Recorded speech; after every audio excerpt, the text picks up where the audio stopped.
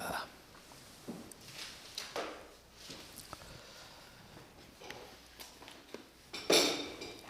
공간복음서의 마지막 책 누가복음.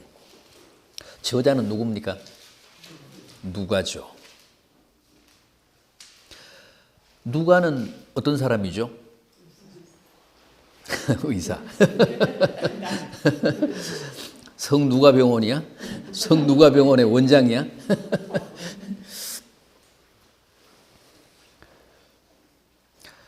누가는 주님의 제자였습니까?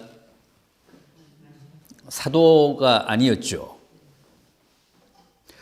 유대인도 아닙니다. 이방인입니다. 헬라 사람입니다. 수리아 안디옥 출신의 헬라인, 이방인입니다.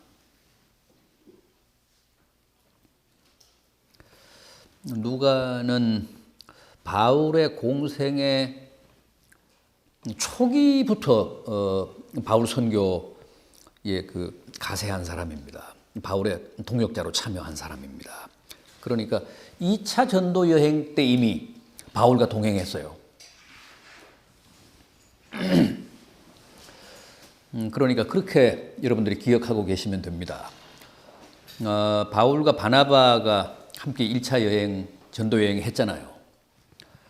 그 2차 여행을 앞두고 이제 바울과 바나바가 마가 때문에 대판 싸웁니다. 그리고 이제 결별하잖아요. 그래서 바나바는 마가를 데리고 떠나고 별도로 이제 선교 여행을 떠나고 바울은 디모데를 데리고 이제 선교 여행에 나서는데 그때 누가도 가세합니다. 그러니까 굉장히 이른 시기부터 바울의 선교 여행에 동참했던 동역자였습니다.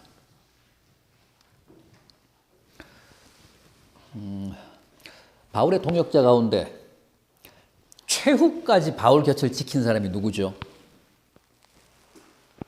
바로 이 누가잖아요. 마지막 바울의 순교를 지킨 바울 생애 최후의 증인이 바로 이 누가입니다. 바울의 마지막 서신인 디모데 후서 한번 보겠습니다. 디모데 후서 마지막 부분 4장 9절 이하. 디모데 후서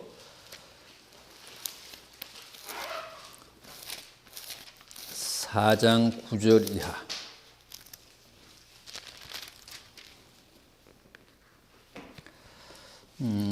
바울이 이제 죽음을 앞두고 죽음을 예감하면서 로마 감옥에서 디모데에게 보낸 두 번째 편지. 그러니까 바울 생애 최후의 편지입니다. 그 마지막 부분에서 이렇게 말합니다. 너는 어서 속히 내게로 오라. 대마는 이 세상을 사랑하여 나를 버리고 데살로니가로 갔고 그레스게는 갈라디아로 디도는 달마디아로 갔고 누가만 나와 함께 있느니라. 누가만 나와 함께 있느니라. 내가 올 때에 마가를 데리고 오라. 그가 나의 일에 유익하니라. 이제 여기에서 자기 죽음을 앞두고 마가와 이제 그 화해를 하기 위해서 마가를 데리고 오라 그러는데 어쨌든 지금은 누가만 내 곁에 있다. 다 내 곁을 떠났다. 그러잖아요. 결국 이 디모데 후서를 쓰고 바울이 오래지 않아서 순교를 당합니다. 누가는 아까 말씀하신 대로 의사로서 바울의 주치의 노릇을 했겠죠. 당연히. 또 뛰어난 문장가였습니다.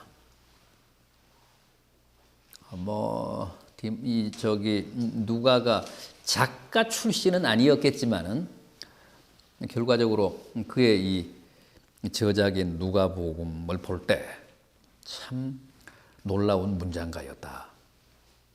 그러니까 기성의 작가 이상의 그런 어떤 탁월한 문장력을 과시했던 사람입니다.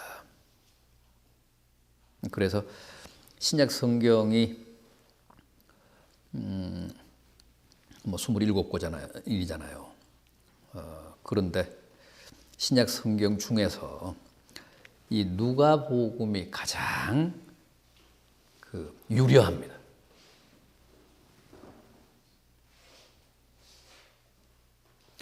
특히 1장 마지막 부분하고 2장. 그 1장 마지막 부분은 이제 마리아의 찬가가 나오는데 거기서 이제 그 2장에 이르기까지. 그러니까 헬라어로 만들 수 있는 운율의 최고봉. 네, 그만큼 아름다운 문장이라는 거예요.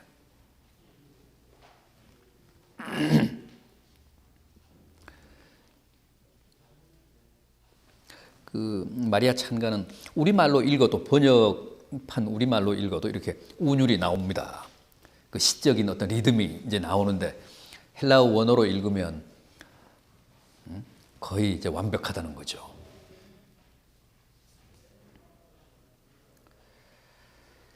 이 누가복음에는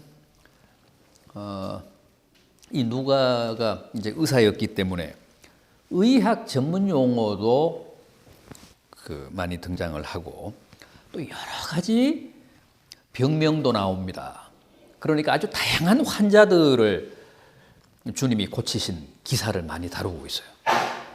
특히 그 치유 기사가 이 누가복음에 가장 많이 나오잖아요. 그만큼 누가가 의사였기 때문에 그런 환자들에 대한 관심이 남달랐다는 거죠. 이 누가복음 4장 23절을 보면 이런 속담도 나옵니다. 의원아, 너를 고치라. 이거는 이제 의사들이 의사들끼리 통하던 그런 이제 속담이었는데 그런 말도 소개하고 있습니다. 어쨌든 이 누가는 유대인이 아닌 그 헬라인 그 엘리트로서 의사니까 상류사회의 인사였음에도 참 불행한 사람, 또 뭐 가난한 사람, 환자들, 소외당한 사람들에 대한 그런 관심과 연민이 각별했습니다. 그래서 이 누가복음에는 그런 사람들의 그 하층민들의 어떤 그 애환을 많이 취급을 하고 있습니다. 또 기도에 관한 얘기가 복음서 가운데서 가장 많이 나옵니다. 그러니까 누가는 기도에 개인적으로 관심이 많았어요. 그 얘기는 달리 표현하면 아마 누가가 그만큼 그 기도에 관심이 많고 또 실제 기도를 많이 했던 기도의 사람이었다는 뜻일 거예요. 자기가 뭐 관심이 없으면 그런 기도에 관한 주제를 많이 다룰 이유가 없었을 텐데 기도에 관한 기사를 많이 썼습니다. 누가는 성경 몇 권을 썼죠? 2권이죠. 누가복음과 사도행전이죠. 사도행전 1장 1절 이하를 통해서 한번 확인해 보죠. 사도행전 1장 1절 이하.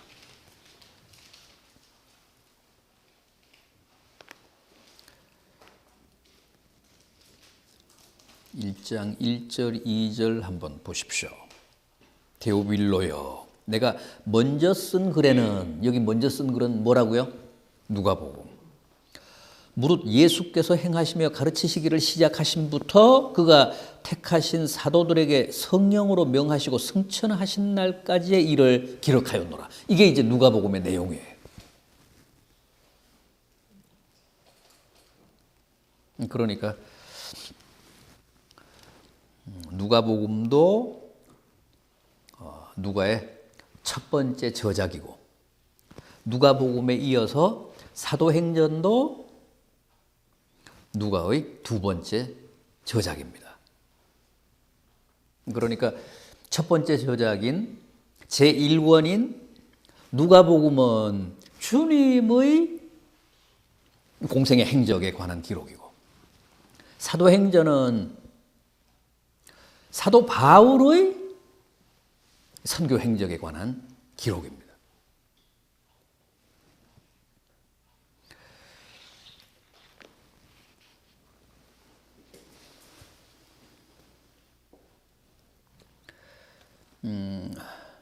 기독교 그 고대 유산이 많습니다만은 누가복음과 사도행전은 너무도 결정적이죠. 생각해 보십시오. 누가복음도 누가복음이지만은 사도행전이 없었다면 어떻게 됐을까? 사도행전이 없었다면 초대 교회사, 초대 기독교 역사를 우리가 어떻게 그렇게 상세하게 알 수 있었을까요? 주님 이후 최대의 기여자요 성자인 바울의 행적을 사도행전이 없었던들 우리가 어떻게 그렇게 소상하게 알 수 있게 됐을까요?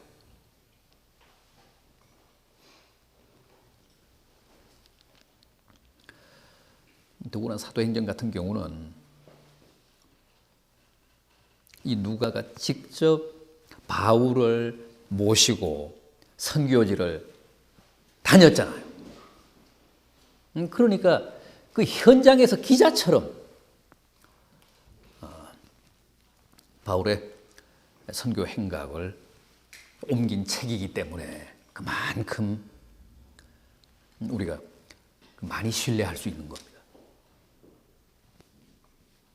무슨 구전이나 뭐 단편적인 그런 자료들을 모아가지고 집성한 책이 아니라 사도행전은 자기가 직접 발로 그 밟고 다닌 땅을 그대로 옮겨놓은 거 아니야.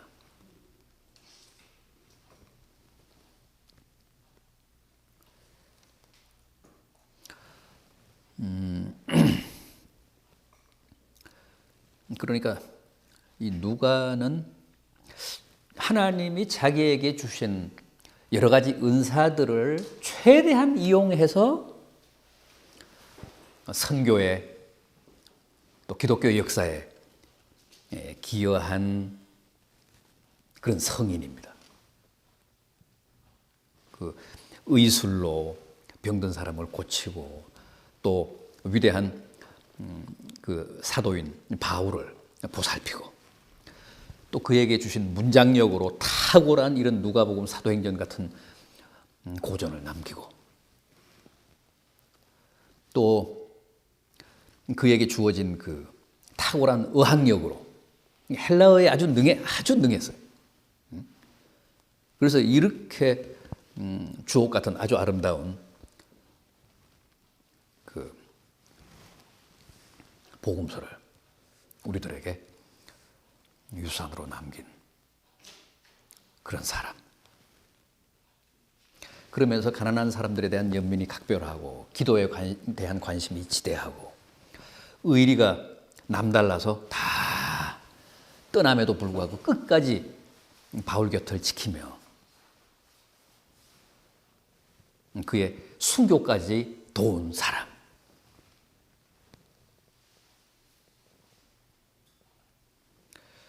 어쨌든 그 바울의 생애와 바울의 이 사역의 산 증인이었습니다.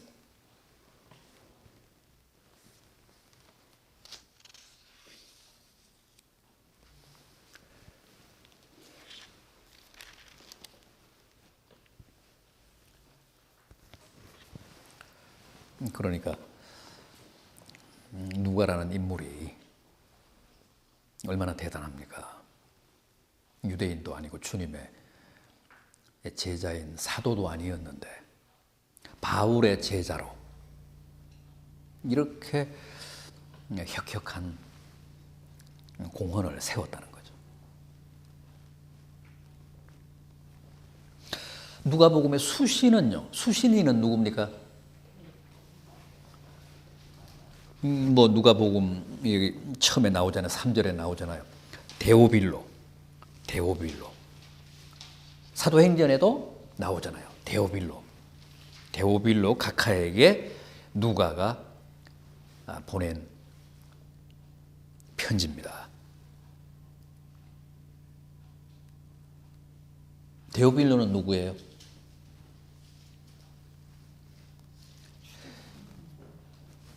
기독교로 개종한 로마의 고위 관료입니다. 그래서 각하라고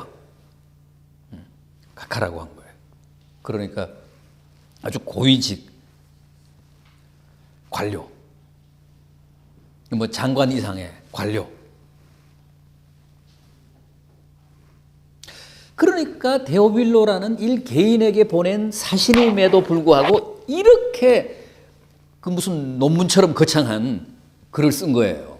왜냐하면 데오빌로의 그 대표성 때문에 그런 거예요. 그러니까 로마를 상대로 기독교를 지금 변증하고 있는 거예요.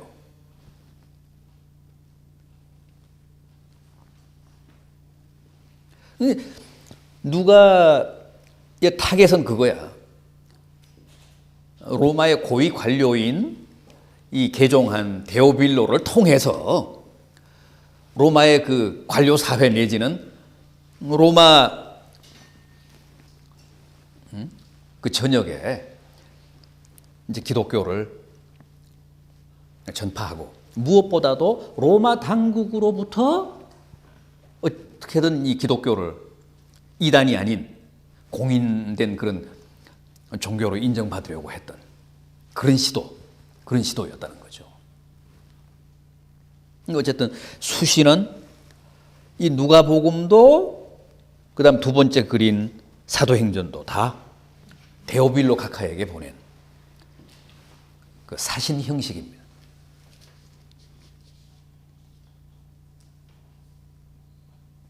그리고 그 데오빌로 각하에게 누가복음과 사도행전을 보낸 목적은 조금 전에 말씀드린 대로 로마 당국에 대해 기독교를 변증하기 위해서다.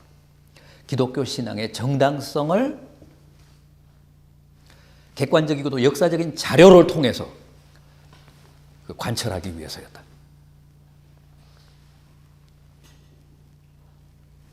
그리고 궁극적으로는 로마 당국이 이 기독교를 무슨 사입이나 신흥 종교로 치부하지 않고 정당한 그런 종교로 공인하도록 그렇게 이제 설득하는 작업이었다. 최대 목표가 그거였어요. 기독교를 공인받기 위한 시도.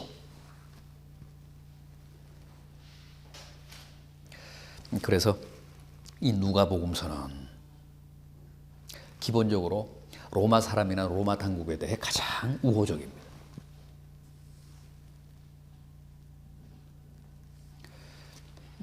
예를 들어서 7장을 보면 이제 백부장 얘기가 나옵니다. 백부장의 그 종을 주님이 고쳐주시는 얘기가 나오는데, 거기서 백부장이 주님께 뭐라고 합니까? 주께서 저희 집에 들어오심을 감당치 못하겠사오니 여기서 말씀만 하십시오. 그러면 내 하인이 낫겠습니다. 내 중풍병 걸린 하인이 낫겠습니다. 주님이 감동을 먹고 뭐라고 하셨죠? 내가 이스라엘 중에서도 이만한 믿음을 본 적이 없다. 로마인 백부장을 주님이 그렇게 극찬하십니다.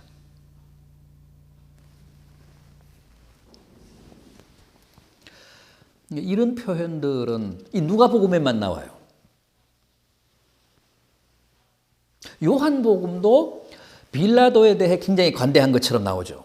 요한복음도 빌라도에 대해 나쁘게 말하지 않습니다. 그러나 요한복음의 경우는 유대인들이 이렇게 악하다는 사실을 상대적으로 강조하려고 그 빌라도를 이제 관대하게 이렇게 다루는데 반해서 누가복음은 로마 총독으로서의 빌라도 그 자체를 옹호합니다. 빌라도라는 인간성 자체를 절대 나쁘게 보지 않고 차라리 높게 봅니다. 한번 보죠. 23장 4절, 이 누가복음 23장 4절.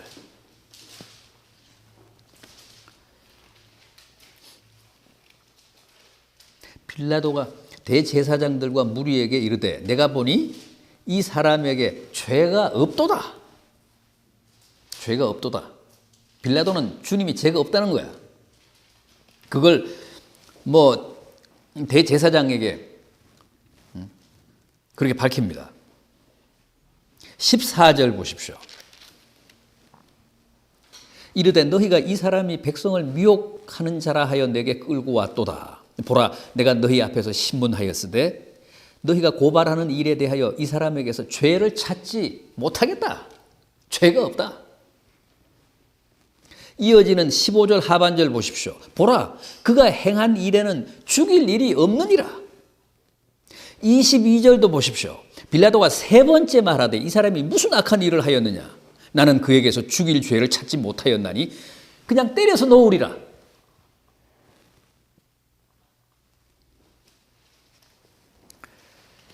그러니까 예수님의 그 십자가형에 대한 책임은 전적으로 유대 당국에 있지, 유대인들에게 있지, 유대 종교 지도자들에게 있지, 빌라도에게는 없다는 거예요.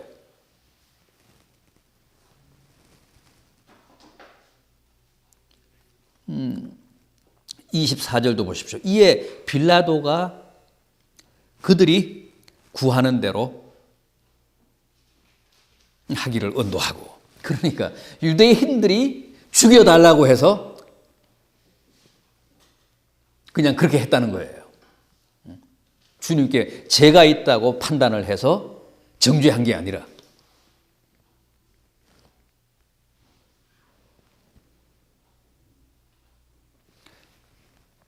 (16절) 보십시오. 때려서 놓겠노라. 20절도 보십시오. 빌라도는 예수를 놓고자 하여 다시 그들에게 말하되, 그러니까 어떻게든 석방하려고 했고 분명히 주님께는 아무런 죄가 없다고 확신을 했고, 그럼에도 계속 유대인들이 압력을 가하니까 어떻게 하지 못하고 결국은 그들이 요구하는 대로 언도했을 뿐이라는 거예요.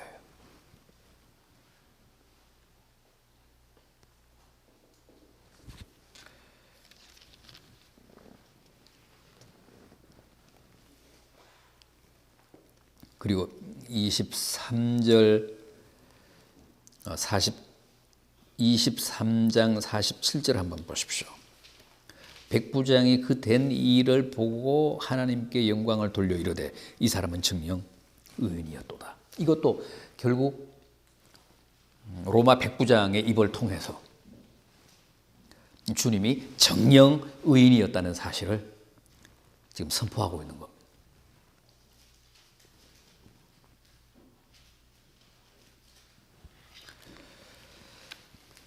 누가는 다른 마태복음이나 마가복음하고는 비교할 수 없을 정도로 로마인들에 대해 이렇게 후하고 관대합니다.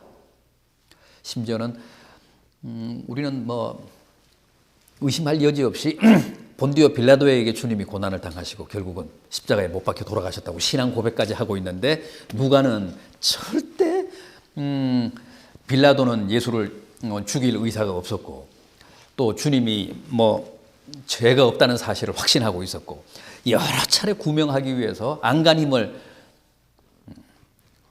썼던 사람이라고 그렇게 평합니다.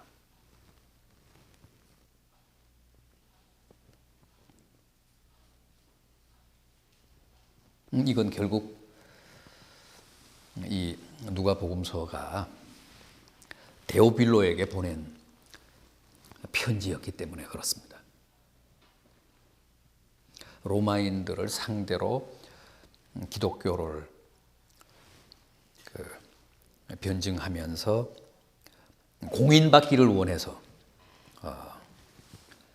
쓴 책이어서 그렇습니다.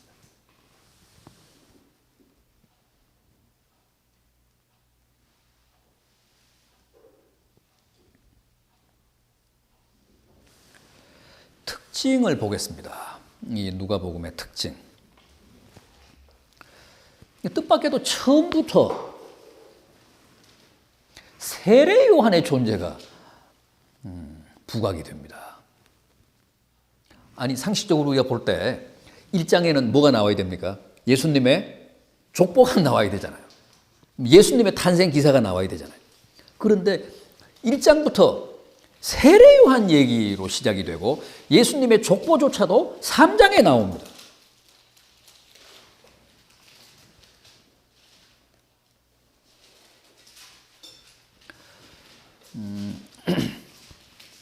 세례 요한의 이 얘기를 다루는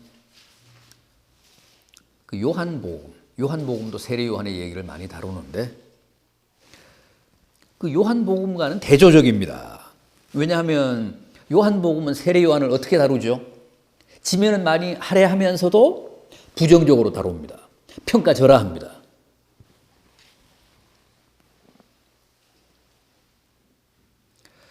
그건 이제 그런 역사적인 배경이 있습니다. 요한복음을 기록할 때는 소위 세례 요한파라는 게 있어가지고 굉장히 그 세력이 커졌어요. 그래서 기존의 그 교회와 그 다소 어떤 긴장 관계에 있었습니다. 교회를 위협했어요. 사실은 세례 요한을 추종하면 안 되잖아요. 주님을 추종을 해야지. 그런데 사람들이 세례 요한을 존경하고 세례 요한을 숭배하면서 무리를 지어서 세례 요한의 어떤 정신이나 그런 걸 이제 추구하는 그런 세력들, 그런 교파 비슷한 게 만들어졌어. 그게 기성교회의 위협이 됐어요. 살짝 이단기도 보였어. 그래서 그걸 견제하기 위해서 또 그걸 또 비판하기 위해서 요한복음 같은 경우는 세례 요한을 화제로 삼으면서도 세례 요한을 평가절하하고 세례 요한을 그 경계하는 듯한 그런 분위기로 기사를 다룹니다. 그런데 누가복음은 그렇게 하지 않아요. 누가복음은 세례 요한을 대단히 높이 평가합니다.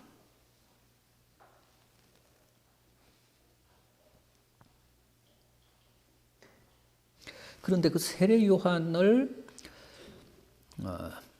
소개하는데 하나의 일정한 패턴이 있습니다. 그게 무슨 패턴이냐 하면 구약의 사무엘과 같아. 세례 요한이야말로 구약에 나오는 사무엘이다.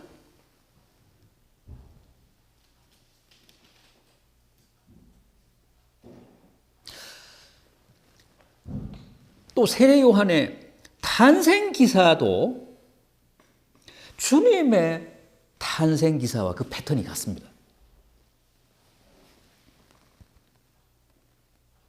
먼저 구약의 사무엘 패턴을 한번 보겠습니다.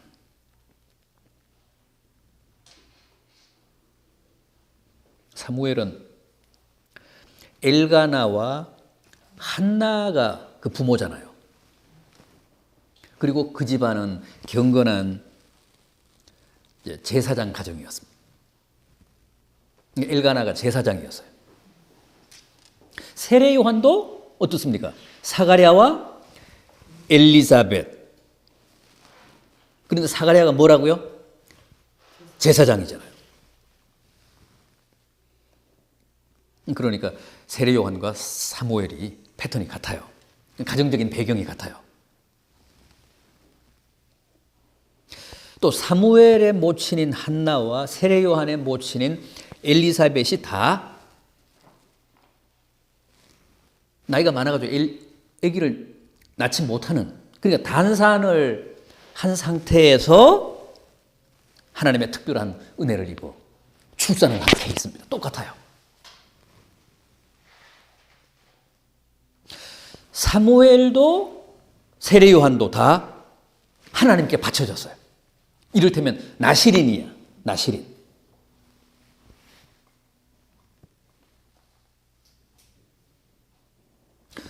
둘 다 선구자야.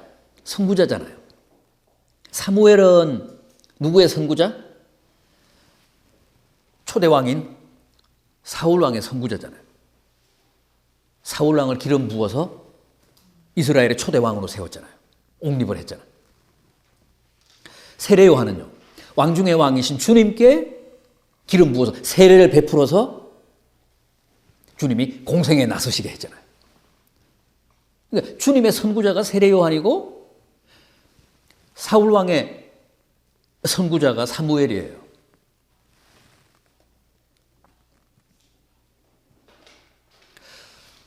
사무엘은 사사시대, 신정시대와 왕정시대를 이어주는 가교 역할을 한 사람이잖아요.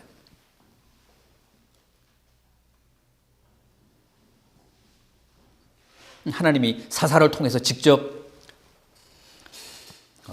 이스라엘을 통치하셨는데 그게 이제 신정시대잖아요.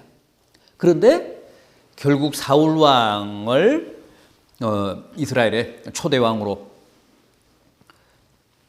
이제 세우는 일에 사무엘이 쓰임 받았어요. 주님, 세례 요한은요, 세례 요한은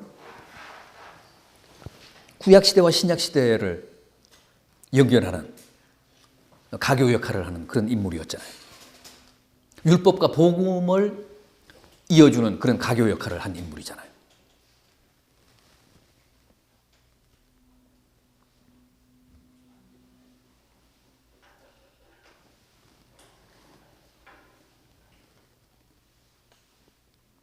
이렇게 그 패턴이 그 사무엘과 세례 요한이 같아요. 같아도 아주 너무 같아요. 그런 구약의 사무엘 패턴으로 세례 요한을 소개하고 있어요. 누가는. 왜 그랬을까 하는 문제는 또 우리가 뒤에서 생각을 해보겠습니다. 오늘은 그럼 여기까지 할까요? 네.